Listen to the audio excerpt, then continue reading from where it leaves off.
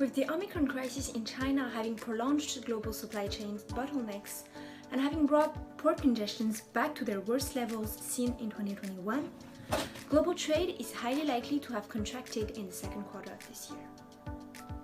We indeed expect a decline of 1.3% quarter-on-quarter in volume terms, which brings our full-year projection down from 4% previously to 3.5%.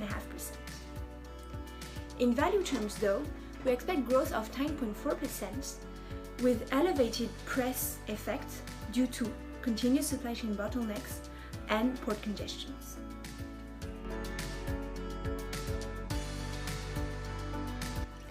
They have been pretty bad. Actually, they have exceeded the worst levels that we had seen in 2021. The volume of container vessels that are anchored outside of ports across the world has reached a monthly average of around 6% of annual throughput since March, which compares with 5.5% in the second half of 2021. By the same calculation for China, the stranded volume of container ships since the month of March has averaged around 5% of annual throughput, which compares with less than 4% in the second half of 2021. As a result, we expect transportation times to remain long and transportation costs to remain elevated in the short term.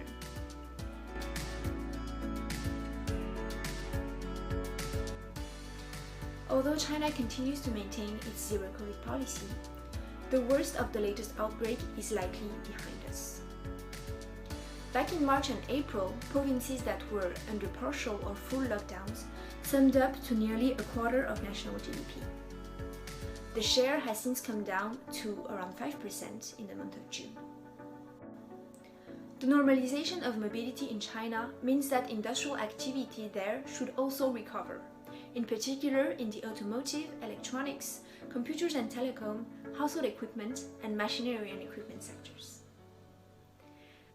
Although it could take 2 to 3 months for port congestions to normalize, we think that manufacturers around the world that are dependent on Chinese goods could see a mild boost from the end of summer onwards, just in time to save Christmas.